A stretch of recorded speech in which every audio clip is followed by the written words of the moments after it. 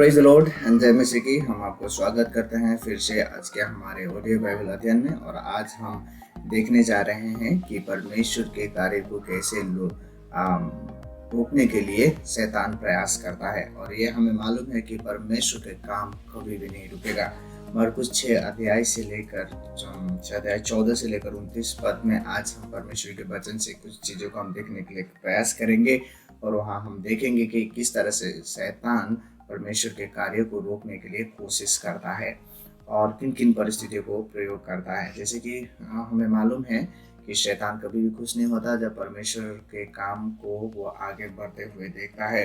इसलिए वो परमेश्वर के कार्य को रोकने के लिए अपने पूरे शक्ति को वो प्रयोग करता है ताकि वो परमेश्वर के काम को रोक सके। और दूसरा वो परिस्थितियों को प्रयोग करता है और तीसरा वो लोगों को प्रयोग करता है। जब हम देखते हैं इस अध्याय में कि परमेश्वर के कामों को रोकने के लिए शैतान किस किस को प्रयोग करता है, तो हम यहाँ पे 3 लोगों का मुख्य भूमिकाओं को हम देखते हैं। एक है जो राजा स्वयं जो शक्ति को प्रकट करता है, वो है हेरोदेस। और परिस्थिति वहाँ पे हम देखते हैं जो उस समय हेरोदेस राजा का जन्म का दिन था। और लोग जब वहाँ पे देखते हैं, लोगों के बारे में जब हम देखते हैं, वहाँ पे हेरोदेस का पत्नी और उसका बेटी को प्रयोग करता है। और जब हम वहाँ पे आगे देखेंगे कि परमेश्वर जब अपने राज्य के काम को बहुत जोर से कर रहा था, प्रभु यीशु निरंतर प्रभु के राज्य को का काम पूरे जोर से आगे बढ़ा रहा था, लोगों के परमेश्वर के राज्य के बारे में बता रहा था, परमेश्वर राज्य की शक्ति को वर्णन करके लोगों के जीवन में कार्य कर रहा था। उस काम को देखकर शैतान बिल्कुल ही निराश था और शैतान नहीं चाहता था कि परमेश्वर के राज्य को ज़्यादा बढ़ोतरी मिले। लेकिन प्रभु का काम कभी नहीं रुकता है। लोगों ने उस समय जब प्रभु यीशु प्रचार करते गया, उसके बाद जिन लोगों को प्रभु ने अभी जिम्मेदारी दे रहा था कि किस तरह से परमेश्वर के राज्य को काम को करना है और कैसे प्रभु के राज्य को आगे बढ़ाना है, उसके विषय में जब उनको बता रहा था, सिखा रहा था। और उसी समय मरकुस की इस 6 अध्याय में ये यूहन्ना जो बपतिस्मा देने वाला का हत्या के विषय में यहाँ पे लिखा गया है। और जो यूहन्ना बपतिस्मा देने वाला जो है, उसका जो यहाँ पे हत्या का विषय के बारे में यहाँ पे वर्णन किया गया है, इसको इसीलिए दर्शाया गया है कि परमेश्वर के राज्य का काम करना इतना आसान नहीं है। लेकिन फिर भी परमेश्वर के राज्य के कामों को रोक कोई भी नहीं सकता, क्योंकि वो प्रभु का काम है। यहाँ पर जब यूहन्ना का मृत्यु के विषय में बताता है और हेरोदेस राजा यूहन्ना का सिर का कलम यानी सिर का काटने का विषय में यहाँ पे बताया गया है, तब आप यहाँ पे देखेंगे। और इसको काटने के लिए उसका पत्नी हेरोदियस इसमें शामिल थी और उसकी बेटी भी इसमें संलग्न था। जब हेरोदेस राजा को मालूम हुआ कि प्रभु यीशु जब इस महान परमेश्वर के राज्य के कार्यों को बढ़ा रहा है, लोग प्रभु यीशु की तरफ आकर्षित हो रहा है, तो हेरोदेस राजा बहुत घबरा गया। हेरोदेस राजा बहुत सोच में पड़ गया कि वो सोच रहा था जिस यूहन्ना को मैंने मारा था वो फिर से जिंदा हो गया, जीवित हो गया बोल के वो सोच रहा था। और उसके जो सभा में लोग थे, उन लोगों ने भी इस बात का वर्णन करने लगा, कहने लगा शायद वो भविष्य वक्ता है, शायद अगम वक्ता है, वो एलिया है, इस प्रकार का बताने लगा। लेकिन हेरोद को मालूम था कि उन्होंने यूहन्ना का सिर कटवा चुका था, हत्या कर चुका था। तो जब यहाँ पर हेरोदेस का जब जन्मदिन मनाया जाता है, तो हेरोदेस अपने लोगों को और गांव के उस देश के बड़े बड़े अधिकारियों को उस सभा में बुलाता है। और जब उस सभा में बुलाता है तो वहाँ पर उसका जो बेटी होती है, जवान बेटी, वहाँ पर नृत्य करती है। और नृत्य करने पर वो क्या होता है, वो बहुत खुश हो जाता है, आनंद होता है। और उसके बाद वो खुश होकर कहता है कि अगर तुम मांगो तो मैं तुम्हें ये जो राज्य है उसका आधा पूरा मैं तुम्हें दे दूंगा, और चाहे तुम जो भी मांगो मैं तुम्हें दे दूंगा। यहाँ पे हेरोद के राजा का जो एक कमजोरी था वो था उसका पेशेंस, और उसका जो भावना और उसका जो पेशेंस था वो ना कुछ करने का जुनून को जब हम देखते हैं तो वो कंट्रोल नहीं कर सकता। कभी कभी हमारे जीवन में ऐसे परिस्थितियों को हम सामना करते हैं जिसमें हमारा भावना जुड़ा होता है।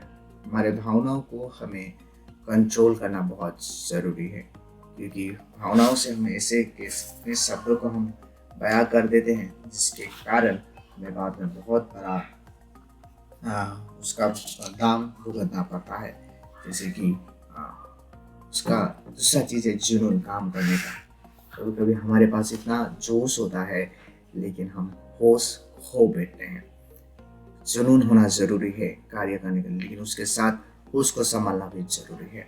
और उस शब्द को कहते ही वो बेटी तुरंत भाग के चली जाती है अपने माँ के पास। जब हम देखते हैं इस बेटी ने बहुत अच्छी नृत्य किया है, उसके पास वो टैलेंट था, लेकिन उस टैलेंट को के लिए जब लोग प्रसन्न हो रहे थे, लेकिन अभी उसके कारण एक प्रभु के दास की हत्या होने वाला है।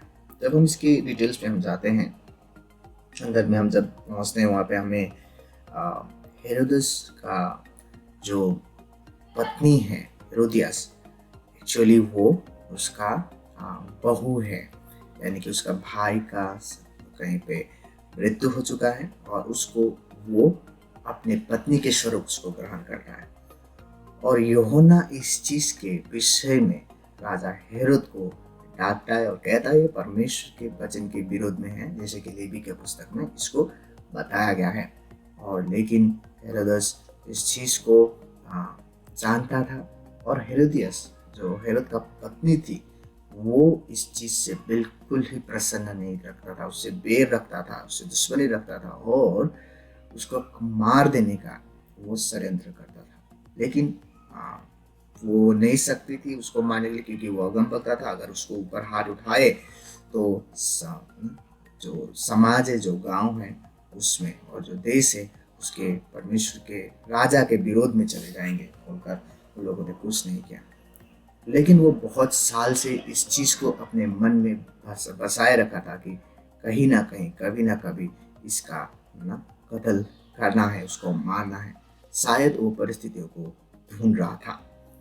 इसीलिए हमारे जीवन में हम किसी भी व्यक्ति के लिए किसी भी कोई भी हालत में उसको हमारे अंदर में वो दुश्मनी नहीं रखना है। परमेश्वर ने हमें क्षमा किया है, परमेश्वर की क्षमा को हमें ग्रहण करना है। जो हमें परमेश्वर ने क्षमा किया है तो हमें भी लोगों को क्षमा करना जरूरी है। परमेश्वर ने हमें ग्रहण किया है तो हमें भी लोगों को ग्रहण करना जरूरी है, चाहे वो किसी भी हालत से, किसी भी परिस्थिति से, किसी भी देश, किसी भी गांव, किसी भी परिस्थिति में क्यों ना हो, हमें उसे ग्रहण करना है। क्योंकि परमेश्वर ने हर लोगों के लिए, हर एक व्यक्ति के लिए अपना प्राण दिया है, हर एक को उन्होंने ग्रहण कर चुका है, तो हमें भी उनको ग्रहण करना है। लेकिन कभी कभी हमारे अंदर इन चीज़ों को हम छुपा के रखते हैं जब किसी को भी मालूम नहीं होता। इसलिए आज हमें प्रत्येक को क्षमा करना जरूरी है। दूसरी बात, जब उस हेरोदियस की मन में वो चीज़ को बसा के रखी थी और समय का वो इंतजार कर रही थी, और उस समय जब एक समय आता है जब उस बेटी नाच कर पिता को प्रसन्न कर कर, जब पिता कहता है तुम्हें जो चाहे मांगो, वो चली जाती है माँ के पास, हेरोदियास के पास, और वो माँ से मांगती है और कहती है, सारे बातों का वर्णन करती है और कहती है मैं पिता से क्या मांगू। यहाँ हमें ये भी चीज़ जानना जरूरी है, हमारे पास जो टैलेंट है उसको सही तरीक़ा से प्रयोग करना है परमेश्वर के राज्य के लिए। और उसके बाद हमें अगर कुछ चाहिए वो हमें परमेश्वर से मांगना है, और हमें बाइबल या आधार में चीज़ों को मांगना है, और लोगों को परामर्श, परमेश्वर के व्यक्तियों का परामर्श लेके चीज़ों को मांगना है। नहीं तो कभी भी हम संसार के लोगों से, संसार की चीज़ों को हम जब प्राप्त करते हैं वो कभी कभी हमारे लिए बाधा का कारण बन सकता है, जैसे कि यहाँ पर होने वाला है। उस समय उसके माँ ने, हेरोदियस ने, तुरंत यूहन्ना का सिर का मांग करता है। और इसीलिए हमें, जब हम दोस्तों से, हम परिवार से, हम लोगों से हम जब मांगते हैं, हमें जानना जरूरी है हम जिससे मांग रहे हैं वो कितना आत्मिक है, वो कितना परमेश्वर के समीप है, परमेश्वर के भय रखता है, डर रखता है। इसलिए हमें हर किसी से नहीं मांगना है, परमेश्वर से हमें मांगना है। Praise the Lord. और प्रभु हमें हमारे सारे ज़रूरतों को जानता है और उसके समय में प्रभु हमें देता है। उसके माँ ने जब इस तरह से कहा, वो तुरंत बेटी चला जाकर प्रभु हेरोद राजा अपने पिता से यूहन्ना का सिर का मांग करता है। जब इस चीज को वो मांगता है तो हेरोद राजा पूरा नाराज हो जाता है। हेरोद राजा बहुत दुख हो जाता है मन में।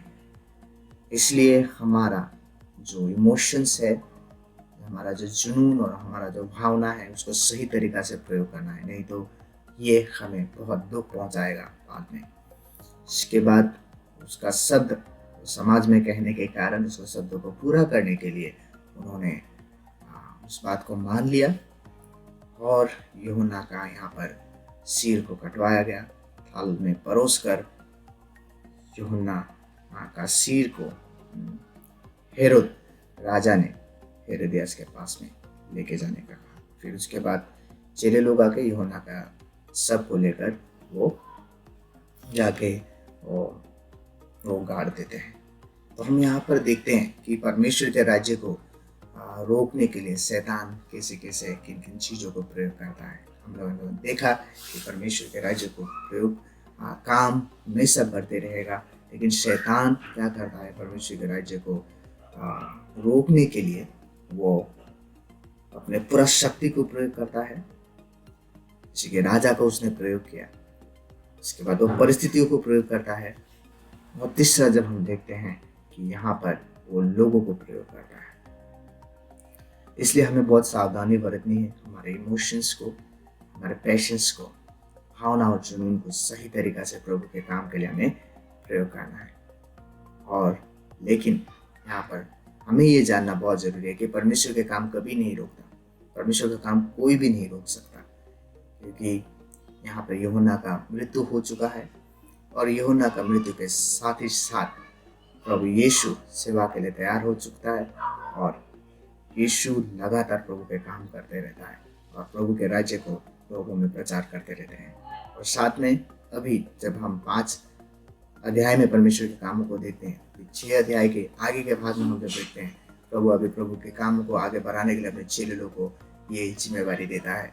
और उस समय मरकुस इस चीज को यहाँ पे रखता है ताकि लोगों को ये बात समझ में आ जाए कि परमेश्वर के राज्य का काम को रोकने के लिए शैतान बहुत सारी चीजों को